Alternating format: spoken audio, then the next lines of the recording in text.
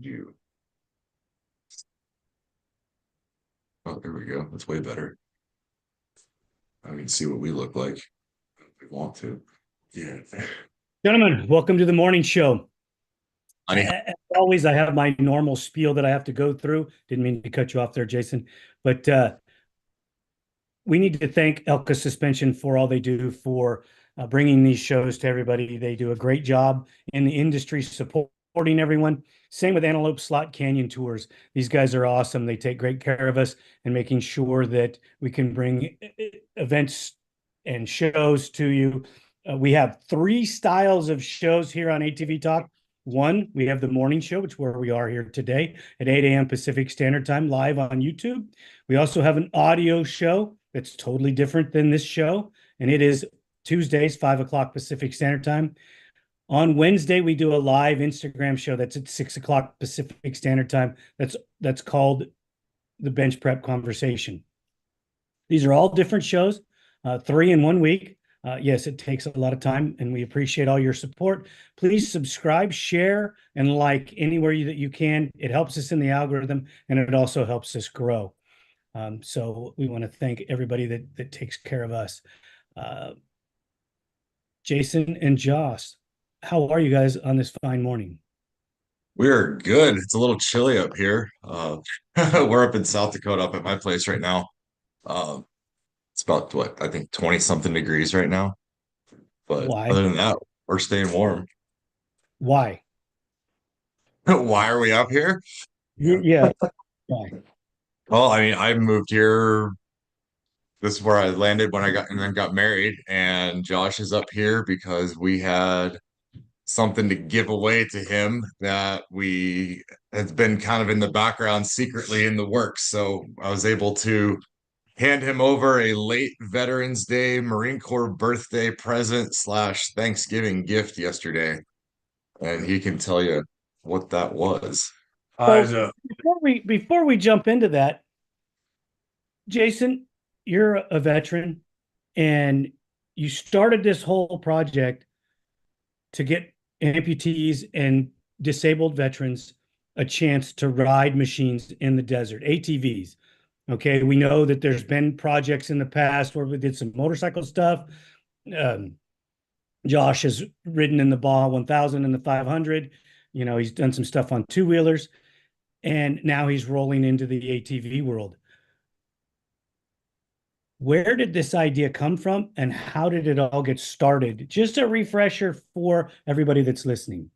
So the refresher, our first Vegas to Reno, we met up with Race to Race 22, and there was some gentleman there. One of the guys who was a key, he was a pivotal figure in all this. His name's Adam Poppenhouse, and after our pre-race meeting, he said, "Man, I wish I could do this." And I said, "Why not?" And he's like, "Dude, I don't have any legs." So I said, "Hold my beer. We're gonna do something." So we I like that.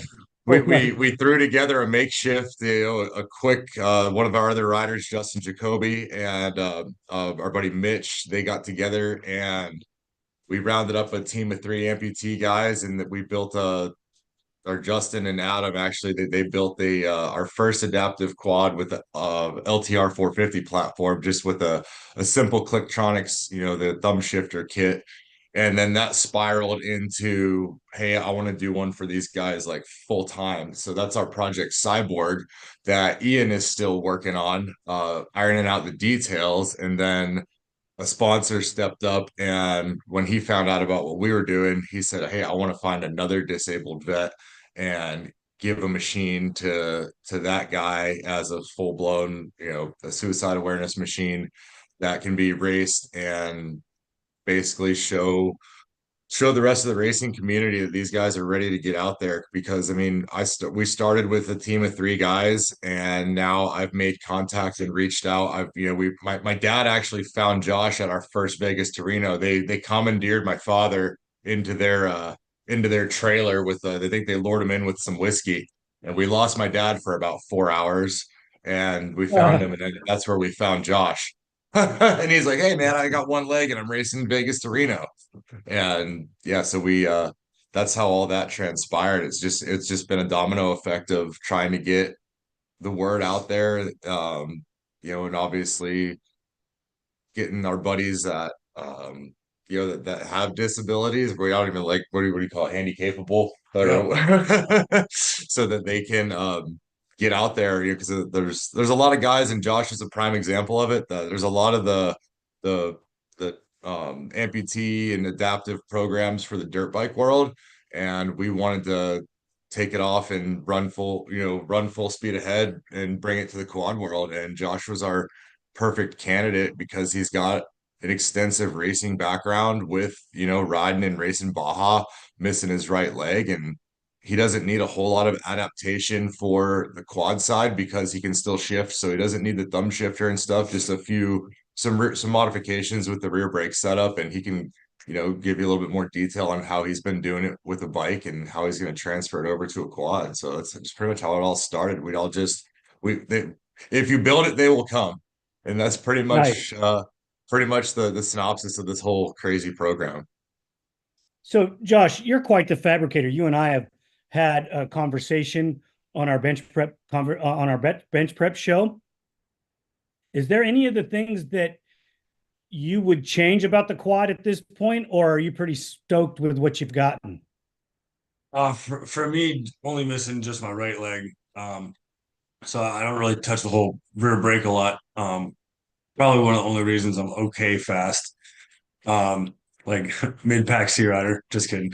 Um, but like I want to build a couple other things like magnetic pedals and attachments and stuff for some of the double BK or double AK guys. For the double amputees to like help be able to hold their feet into place but still release. Um, which me and Ian were talking about that at the last race, Vegas to Reno, with Adam, trying to develop a product like that's not necessarily made specifically for one machine, or like a fabricator's kit where you can like have a package and be like, hey, this is like kind of the idea of everything, and then build off of that for like foot pegs and such. Um, and I got the fortunate chance to race with Warrior Belt this year at the 1000. Met another guy. He's missing, I think it was his left hand, Geo, and he's got a prosthetic for that. But if he wasn't riding that race, he was pit crewing for some guys. So hopefully, I get a chance to link up with him and check out that other design for him. So, being an amputee rider, what does it mean for like Team Blind and Square One Speed to contact you or befriend you and want you to ride these machines and develop them to help other veterans? What does that mean for you? I to me like that shows like trying to be a real team player. And they see that I have like the mental aptitude to like go help other guys and help them become successful and be happy and content with like being able to do other things. With like struggling with PTSD is like kind of hard sometimes, right? And a lot of us like type A personalities, we're like, oh no, we'll figure it out on our own. And being able to race and ride together kind of like brings everybody back as a team and a camaraderie that we used to have back in the military.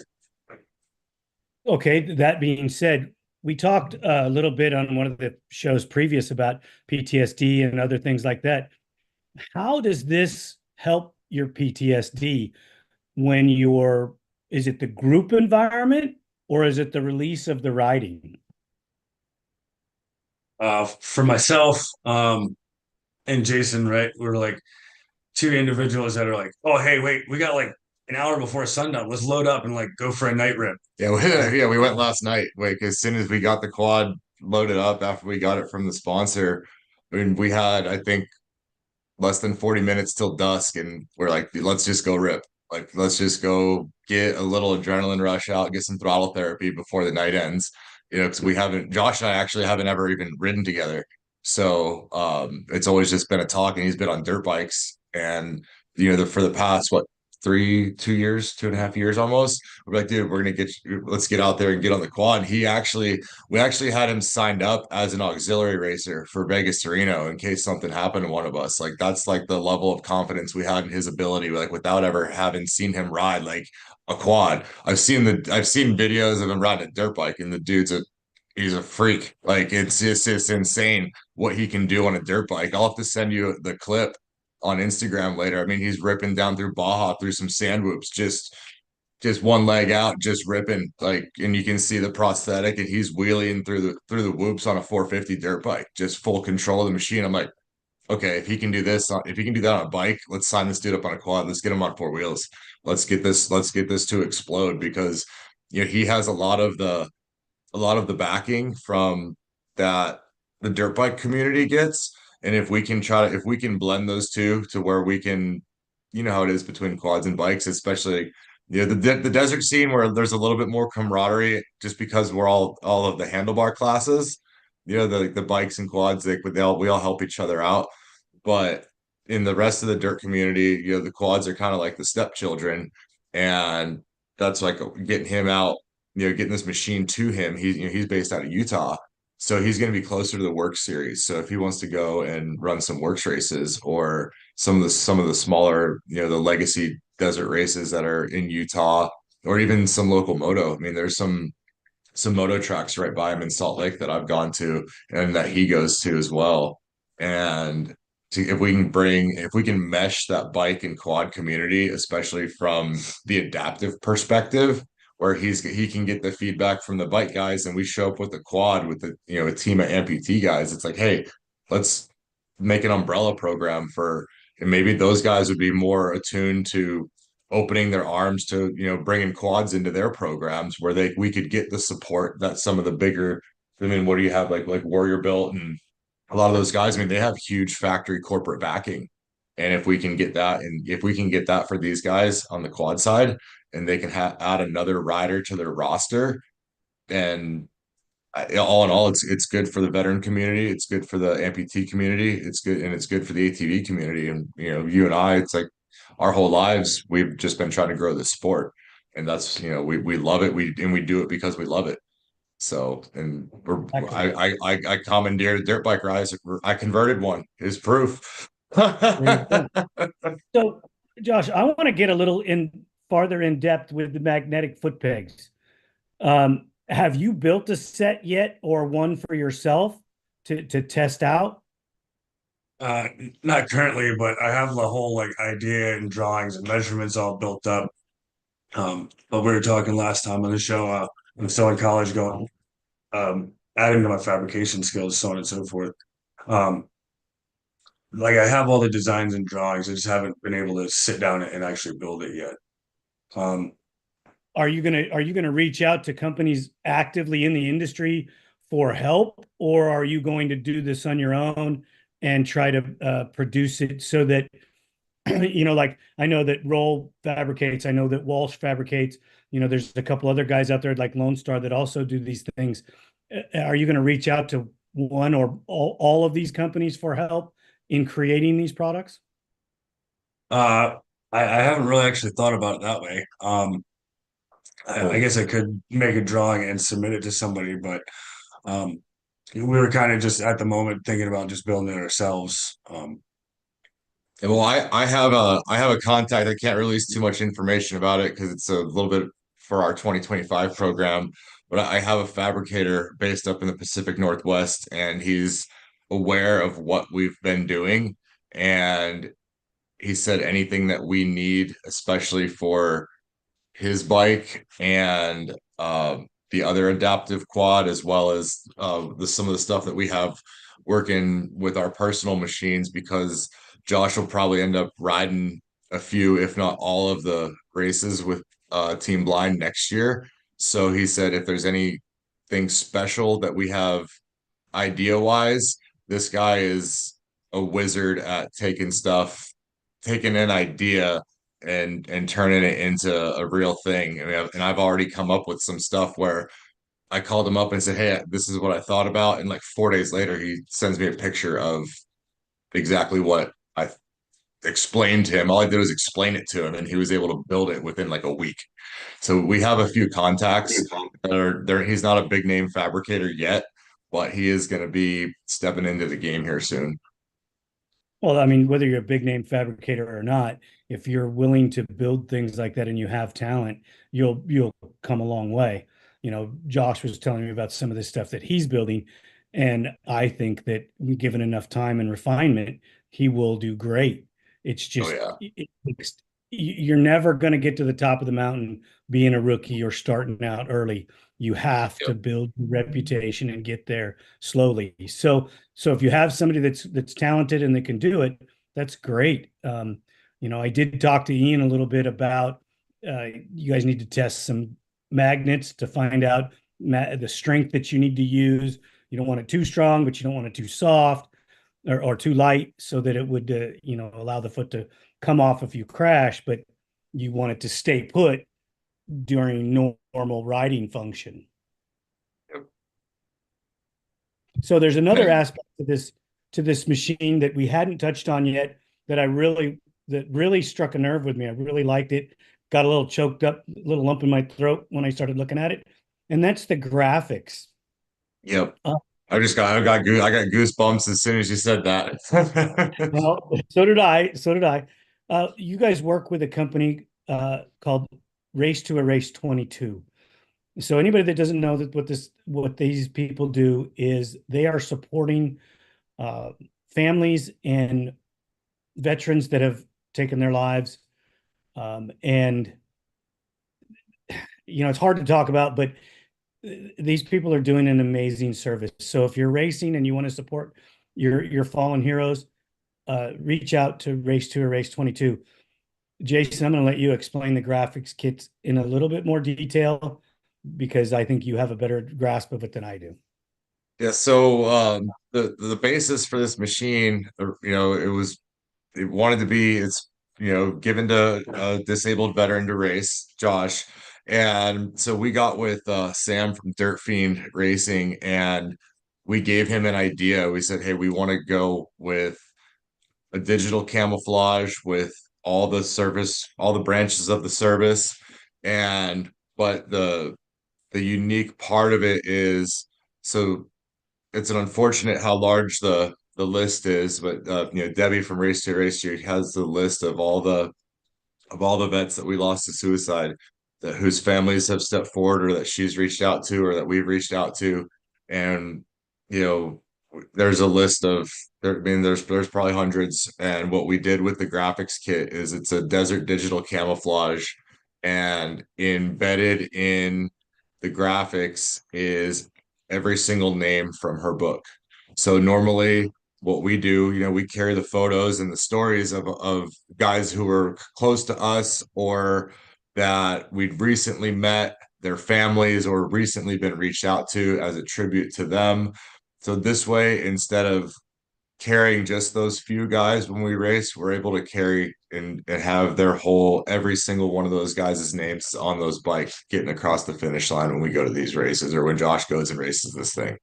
So it's, I mean, it's the graphics is full blown front to back, inner fender, upper fender, you know, the back of the fender, every inch of the plastic is covered with a graphic, and it has those guys' names along with, you know, all the different branches of the military. So it was, I mean, when I first saw that graphics kit, I mean, it just blew my mind. I mean, we normally run our stuff pretty plain Jane simple, just represent our sponsors with like a subtle.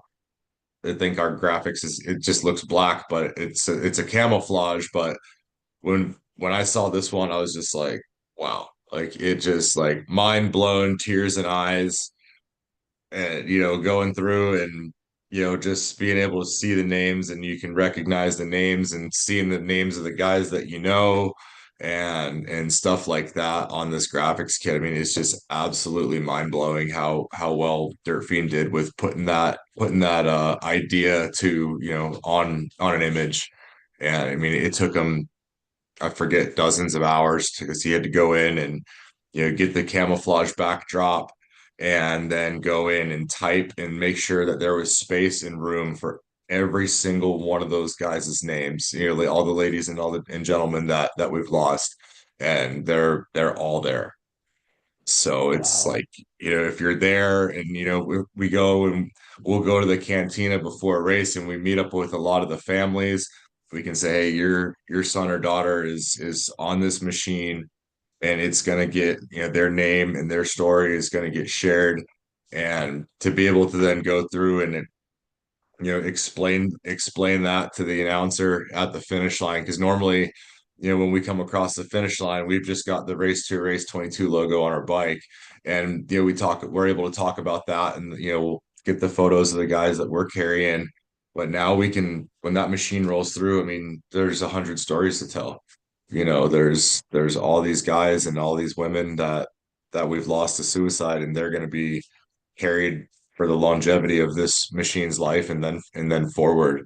And hopefully, and actually, I'm going to look into a similar setup for the team blind machine, because it was just so inspiring how well, and just the everyone that's seen it so far. I mean, my dad got to see it. My dad, so it's like when he got out of the truck after we drove like 20 some odd hours from Pennsylvania to South Dakota this week, my dad got out and looked at it. I mean, you could just tell just the emotion in his eyes, just seeing all those names, and just the awestruck that he was just by looking at it. And that's coming from, a 31-year vet, to seeing something like that. And Jim, he doesn't choke up too much, but you can see it a little bit. And it was amazing how well they did with that kit. Well, we're going to have to get that posted for you because you sent me some really good photos. So we'll get that posted today. So, Josh, after all of that,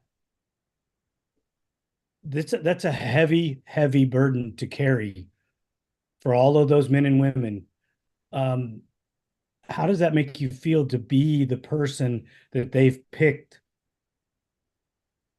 to take that honor out and ride on the track, and to be representing such a great organization as Race to a Race 22, Team Blind, and all of the other people that are backing the amputee machines? How does that make you feel? Um, it does kind of add a little bit of pressure to like the aspect, right? Um, but same thing we were talking about earlier.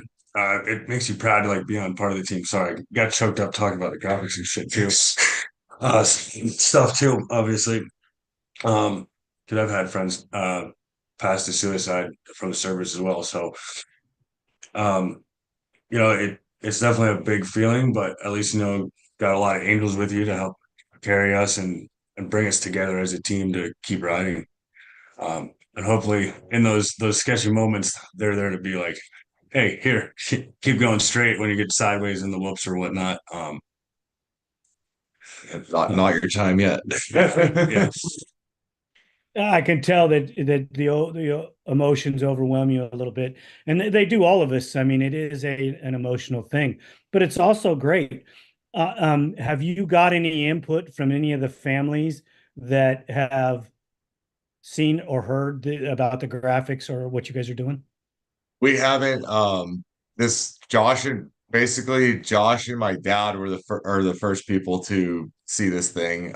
We were waiting pretty much till we had it presented to Josh to basically go public with it, because it was I've had to keep it a secret for, I talk to him every day, like 3 or 4 times a day, and I'd be out there working on the thing, and, oh, which bike you working on? I'm like, oh, just, my desert bike or my moto bike. And so trying to keep it a secret from him was pretty difficult. And then, like I said, we'll be able to put out, a press release for it, and, start. I've been kept, pretty quiet on social media leading up to this, because I wanted to just have a big debut on it. And, I wanted to talk to you, and get it, we can get out there and, um, put the word about this machine out there here on the show. And with, you've been so great to us with helping us spread our mission and the message that we've been doing with all of this stuff. So we'll be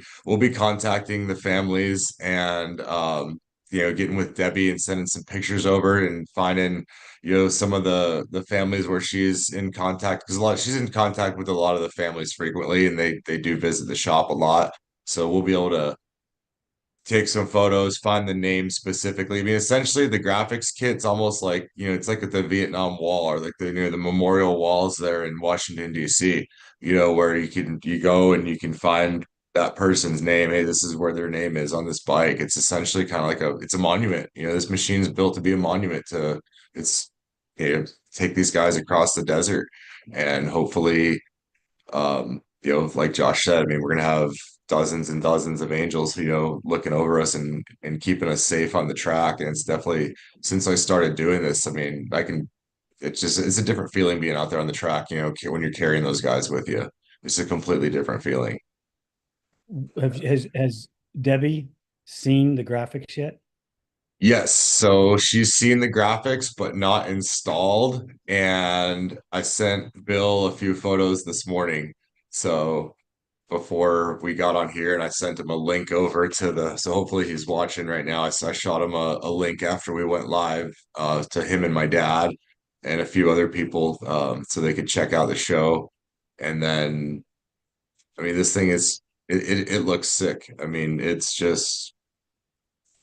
unbelievable. It's probably one of the best looking, with the most meaning behind it on a graphics kit. There's a lot of guys, especially like ATV Moto, like October, a lot of the riders, they switch their graphics and stuff to pink, for breast cancer awareness and the different cancer awareness months and stuff like that. And this thing, we don't, and it's, we like, I like when people do that. My little sister had cancer, so like I do some, there's some of the graphics kits, I'll send her pictures of stuff, when they do, some guys put the graphics for, lymphoma and stuff, but this, it's a year round. It's a never ending tribute.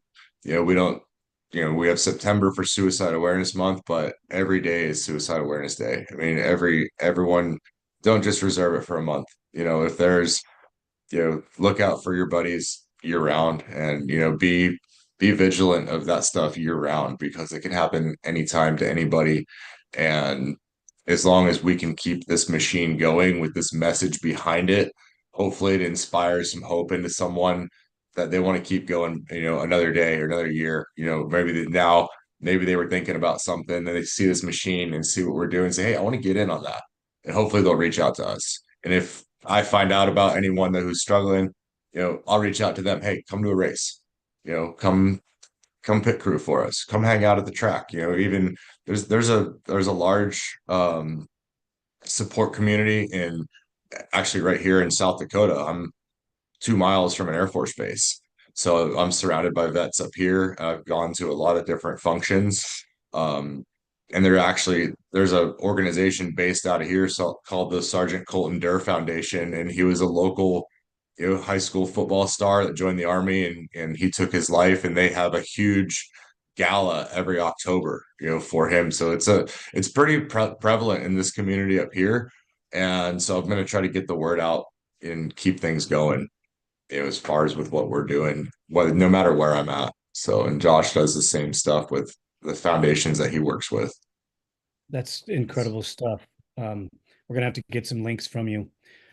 Josh, when are you going to have the machine in Utah, and what do you think your first event's going to be? What was that first 1,000 we were just talking about? Oh, The new legacy race. well, there's the legacy, and then there's the Nevada 1000. So we're gonna start training for both of those, but there's a works race, so I'm trying to drag him into, headed down to Prim. I think that's the first or second round of works this year. They brought that back to the schedule, and I figured that'd be, I mean, the Prim track. I mean, it's a good mixture of obstacles, and it's down right there in Nevada. They're going to try to drag them down and have it all set and ready. We've got a couple. It's built. We actually put the suspension from our Pro Desert machine on it. I donated the suspension components, the Elka roll design setup that we've been running for the past 2 years. I donated that to this machine, and we just got to go over it back, with a fine tooth comb. we were it was a little bit of a hurry to try to get things done with it, and it's built to serve its purpose, but it just needs like just the your typical race prep before you go and rip it. So he'll probably be calling you quite a bit. Oh, got my number, bud. Whatever you need, you call me. I'll help you any Yes, way I sir. can. That's so you're going to jump right off into, going to a works race, breaking him in a little bit that way, and then take him to a big major desert race. Yep, that's the plan. That's where we met. That's where it's going to Yep. keep going. Being that you're being that you're used to racing desert, do you have any second guessing about it, or are you just ready to go? I mean, just about like maybe like a day's practice, getting everything sorted, and I think we can handle it. All right, Um, I like that. By the way, I Uh, actually just discovered 20 minutes from I've been up here for almost 3 years, and I just discovered the sickest riding area out in some public lands. It's out near the Badlands National Park. And there's actually an off-road vehicle section. It's called Little Baja up here in South Dakota. It's like nice. 20, 30 minutes away. This whole time I've been driving 5 hours down to Nebraska to ride on an ungroomed motocross track. And this whole time, that's when we found it last night. There's a local guy from South Dakota that just Ironman the Baja 1000 and finished it.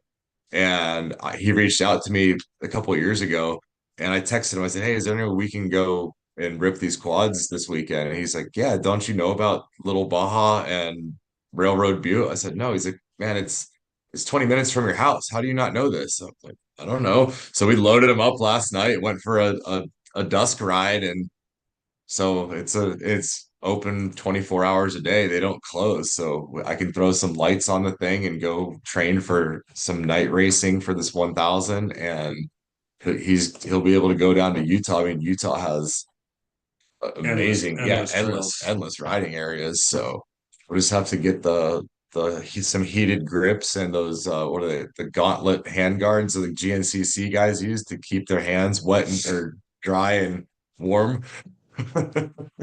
You're I down don't there. know how to What is do it? 70 degrees right now? it. Where I am, no, it's in the 50s, maybe in the 40s. I don't know. It's I'm in shorts, but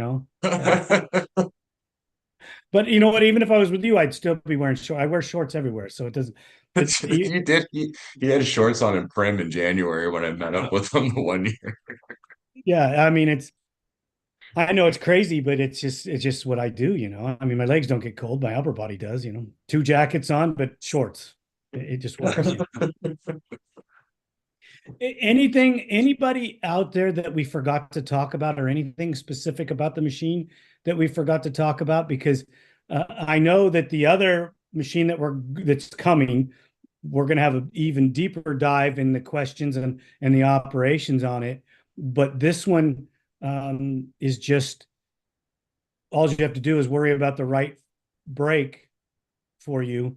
Yep. Did you modify the position of it, or are you setting it up so that you can use a handbrake? So right now I have another Recluse handbrake in my garage that might get put on it.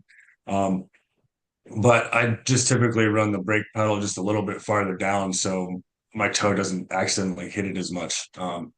Which makes it really sweet. Because then you can just go fast, and just set everything up with the front brake, roll off the throttle a little bit, and then pitch it sideways and roll back onto it and keep it smooth through a turn, and it's working pretty good.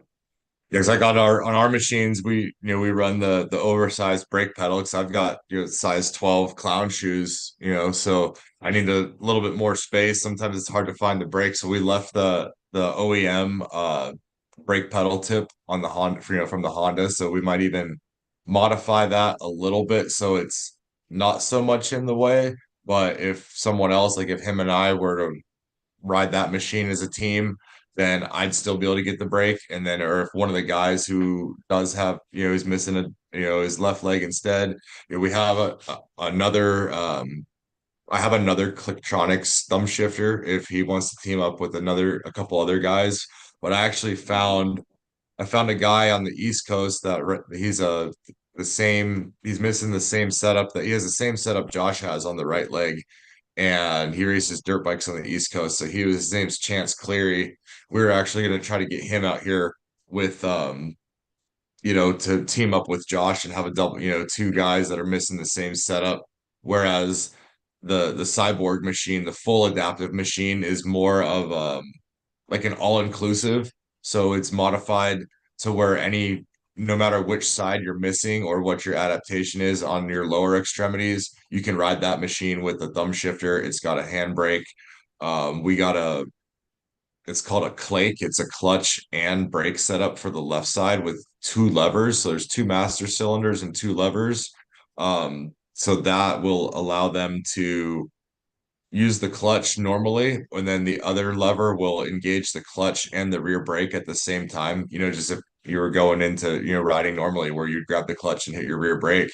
So that does that all in one thing. And big shout out to Jeff from Moto Z up in Western New York. Um, he actually helped us out with that Clake setup. Jack Stottlemyre from Vamp USA. It's Veterans Adaptive Motorcycle Program. They specialize in Harleys, which I'm trying to get Josh linked up with Jack as well because Josh has Harleys and stuff. But they also dabble a little bit in the dirt. And I reached out to Jack and they were able to get us help us out with the Recluse and a whole bunch of other stuff and a speed shifter for that other machine. But those guys are going to be integral in helping getting this machine dialed in for Josh in the future. If there is any stuff that he needs, we've got the backing from multiple organizations. So it's like this time of year and all year for it's sponsorship season, and I've been hitting the ground, just grinding away trying to get support for these machines. I've actually skimped a little bit on my own program because I've been putting these machines ahead of our own stuff. That's like pretty much how badly I wanted to get these things taken care of, that like essentially the team blind stuff, I put that on the back. The stove's still on, but it's on the back burner until I could get these. I want to make sure these guys are able to come out of the gate swinging for 25 and have these machines ready for these guys. I've got enough bikes, I can figure it out. You know what I mean? When the time You comes think, between Ian and I. do you think that there's going to come a point when you're doing more on the sideline, setting these machines up and making sure that these guys are riding versus your own race program? Yeah, that's gonna be in the future. And I've told these guys, and I've told everyone, I said if given the opportunity, which is I'm working my way towards that opportunity, is if I could get the backing where I can get a full program, I'd have no problem stepping, hanging up the boots and just managing it for these guys and having, even if we have to get an amateur or expert just to keep the sport growing. But just to focus on this team, maybe even look into our own like a nonprofit setup for quad racing, to help field this program. That's something that's always been in the back of my mind, and this has helped bringing it to the front. Um, I have enough machines to where I could support a team or a new rider, for a season. If we can get through probably I would say within the next 2 years, I'll probably be looking to go that route and I'll just do local stuff. And if when it comes to the big stuff, worry about the logistics, for legacy or best in the desert, because that just seems those are the most feasible races for me to do something like that. I mean, for like best in the desert, it's only 3 rounds next year. It was only four last year. That's what made it attainable for me being so far away. But also, I mean, there would be no way I'd be able to do it unless I had, an outstanding amount of support to run, the nationals or the full work series, 10 races, and they're all so close together for works.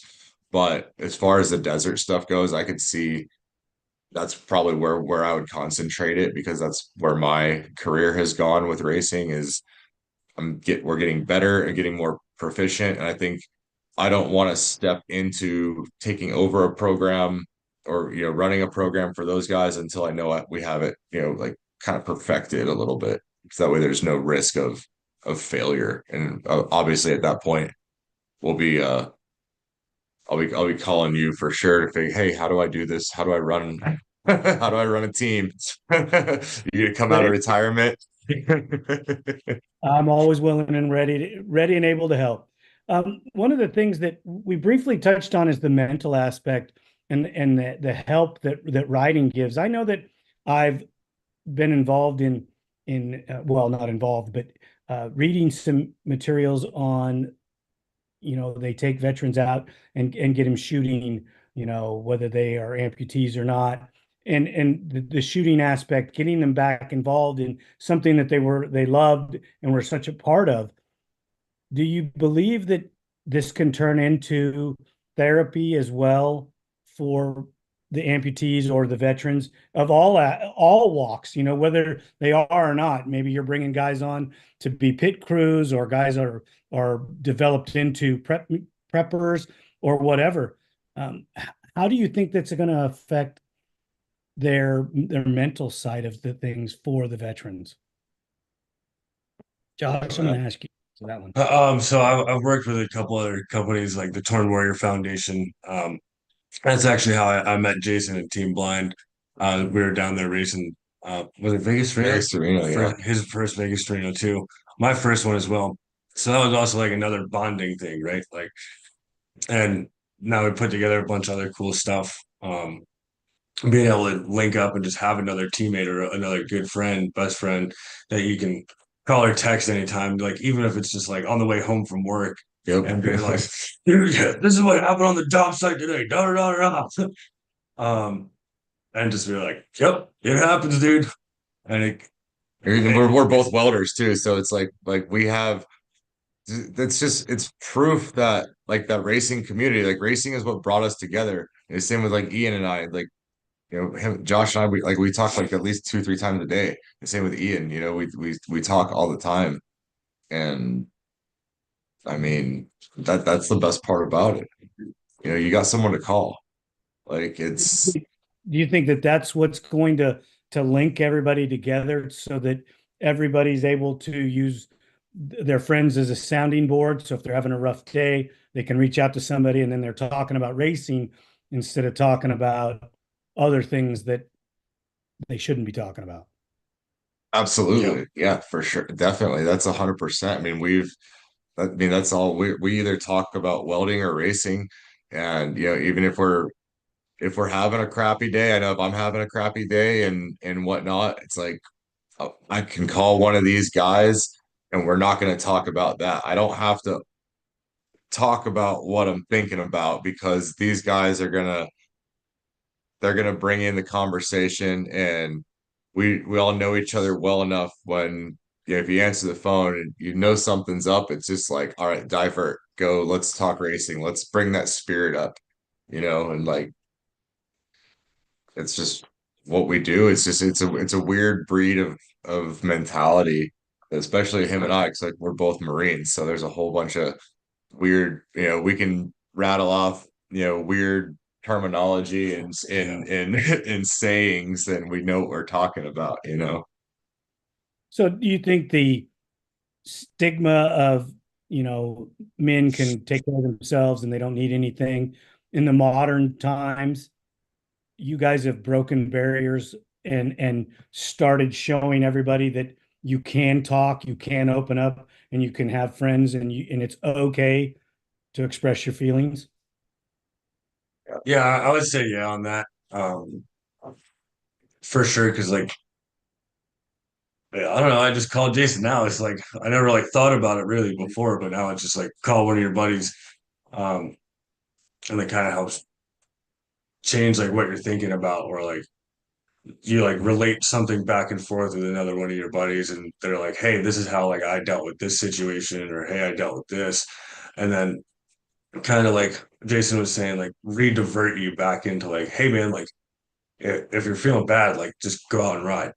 Like that'll help, brings you out in nature, fresh air, kind of like gives you just that one sole thing to focus on versus like the overwhelmingness of other things in life, which is always nice, right?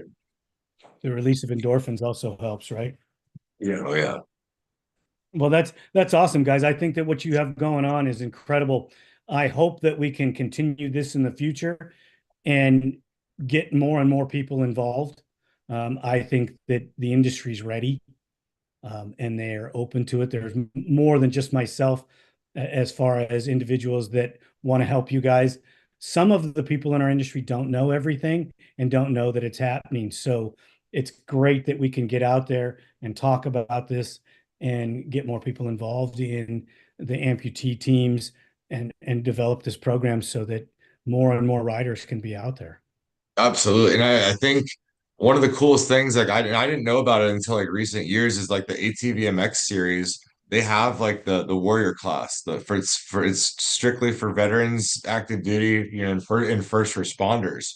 And it's a full-blown class that they have it like every, no skill level involved. It's just, and there's some guys that are fast, like I know Justin West, like I think he won that class like 1 or 2 years. But he was one of the guys that we brought out from the East Coast to run with us on desert. And to know that that class is available at the ATV motocross series, I mean, obviously that's the pinnacle, that's the prestigious series that we have. And for them to recognize and have that class, that's amazing. And if we can get those numbers up to where they could have, a vet first responders class at works, or even, at the desert stuff, to where you're not worried about a skill level. It's just, hey, yeah, there's a guy out there that's whoever gets first, he's going to get first. He's going to smoke you, but he might just be a local guy who has a quad, and someone said, hey, man, they've got this veteran class at this national in Johnstown, Pennsylvania. You should just go check it out. You don't have to worry about skill level. Someone's going to beat you. You might get last, you might get first, but it's going to give you that experience. But at the same time, you're going to line up on the line and have something in common with every one of those guys that's at the starting gate, or every single person that's in line. That's what I think is really cool about like those vet classes and the warrior classes, that the difference, and they have, it's huge for bikes. They have, access dedicated strictly to that. But to have that class available and to look down the line, hey, you could reach over, hey man, what branch did you serve, or what did I'm a police officer, I'm a firefighter, I was in the Marine Corps, oh well, I did this too. You could strike that conversation at the starting gate, and you show up. You probably just made a lifelong friend. I'm still in touch with people that I've raced with in '99. You Have know, you have you reached out to the work series and talked to them, Randy Perry, the owner, and asked I him? haven't. I'm pretty good friends with Randy, and I'm sure that if we could get the numbers, 'cause I know they did have an event at the One Cedar City race. I think you know Marcia Garcia, don't you? Yes. Uh, yeah. So Marcia organized an event. I think it was for women to do their first race, and it was like they got the moms and the sisters and the wives, and it was no stress, no pressure. It was all the women that wanted to do their first race, and people donated, or let them borrow machines, and Marcia had a couple machines. I think if we started possibly with maybe like a 1 or 2 time event, say we did it at round one and round 10, like at both prim rounds. Say, hey, we're going to do this at the prim rounds because prim's a central location. There's a high veteran concentration in that area. It's easy to get to. And say, hey, we're going to have 1 or 2 races, and we're going to have a Veterans Day class, or a veteran class. They could even do it. It's like Cedar City. The Cedar City race is always Memorial Day weekend or around that. So maybe I could reach out to Randy and say, hey, for the Cedar City Works race, that's always around Memorial Day. They always have a big party that weekend. Let's offer this up, and maybe even do something along the lines of free entry. Because I mean, there was like the Outlaw series when they were attempting to come out west, they were going to have free entry fees for veterans and first responders for the entire series for all year. But I mean, that they ended up not working out, coming up to the West Coast. But that would be something to entertain. And if any of the other promoters that are out there that are listening, take that into consideration to, hey, try it once. If you have success, just build on it. Get the guys out there, get people out of their houses, encourage people to get a machine, get something to focus on, and and get out there and ride. If you're anyone who's a vet, if you're struggling, go find someone who's got a machine. Go ask them to ride it. Just do something, get out there and get involved. I Call think me. that I think that Randy would totally be up for it. I think you need to have that conversation with him. I don't see him turning that down in whatever form, whether you have one guy or 50. I think it's something that he would be interested in doing. I mean, I don't know 100%, but he seems that he would be open to something like that, just from the few conversations that I've had with him. So make sure you do have that conversation, please, because I think that there's more first responders and veterans out there that would show up if there was a class just so they could just go ride. Doesn't mean Yeah, that they're absolutely. racing. If they do it, I'll be there and I'll have a machine for someone. I've got bikes. I let people race before. I let Brad Easton race one of my quads when his broke down. I knew the guy for 10 minutes, and you see how that relationship's grown now. You Right. know, and, That's, and that's his. it's just one. I mean, I'll just go. I'll go down and not even race. I'll bring both of my works quads, and offer them up to somebody if they just want to go out and get the experience, get hooked on the thrill of racing and give somewhere to focus your energy because it's a better focus than a negative focus of your energy. Exactly. I think it's going to be great. Anything that I can do for you, gentlemen, please, you both have my contact. Reach out to me. Josh, you have questions? I'm always available. If I can't help you right then, I'll tell you when I can. Jason, you know that you can reach out to me. We put this together Absolutely. I last second. appreciate that so much, Leonard. I was with family all day yesterday, and I know that I didn't answer back quite as quick as I should have, but it was in between when I was doing something with my wife or my dad, and I'm glad we could put this together this morning. And anybody that's out there that wants to help Race to a Race 22 or Team Blind, you can reach out to me or you can reach out directly to them. Um, Square One Speed is also involved with it. Ian Thomas. Uh, These guys are doing something above and beyond. So please reach out to them, help them out, and let's grow this thing. Josh, anything you'd like to say in closing? I'm super thankful, super ecstatic to be able to get out here and come ride with these guys, and get back into another form of racing. So it's huge thanks to Team Blind and Race to Race 22 and Dirt Fiend for helping put everything together. That's excellent. You know, Jason. Jason, what do you Yeah. got? Oh, yes, same. I mean, I can't thank everyone enough that's been involved.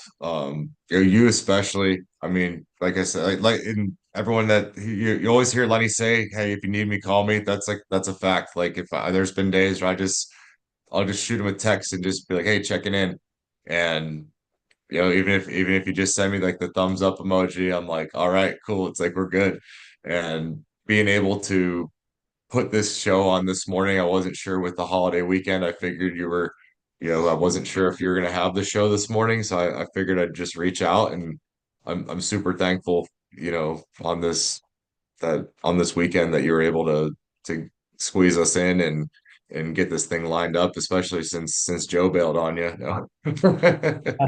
He didn't bail on me, but no, I wasn't going to have a show until you reached out to me, Oh, uh, okay. That's because it was just, so many different things going on at the time. So, family and just getting to relax, it doesn't happen a lot in my life. And, but I'm glad we did this. I really am. I appreciate what you guys are doing. Remember, everybody, reach out to Race to a Race, Team Blind, and Square One Speed if you have any questions about the amputee teams. And if you just want to come out and help, these guys would love to have you. I know for a fact that I am doing my best to schedule in a time to go spend with them. It's just, it's just like everybody else in life. I am just booked every day and Yep. struggle. It's a struggle to go see my grandchildren. So, and when you're struggling to do that, you understand why it's hard to get out to the races and things like that. So, um, everybody, if you're having thoughts, reach out to a friend. You know, if you're worried, if you think that you're going to do something that you shouldn't, it's hard for me to talk about things like this because I'm not schooled on it. I'm not the guy that you should be asking questions. But if you want to talk, I'm always here. Jason knows that. Josh knows that. Um, Anybody that knows me knows that I'm going to answer, especially if you're in need. And I know these guys will as well. So reach out to your friends, or just reach out to somebody you don't know, or whatever. The people that race to a race are always available. So let's make a move forward and take care of our veterans and our first responders. What do you say, guys? Absolutely. What's it? It's 988 is the number too. Also, if if you're having a tough time, it's available for everybody. It's not just a veteran thing, but there's the crisis line, and there's help available. And like Lenny said, my phone's on. I check all my stuff all the time. I check my emails on the Instagram, social media. Find us, reach out to us, and you know, we're here for everybody.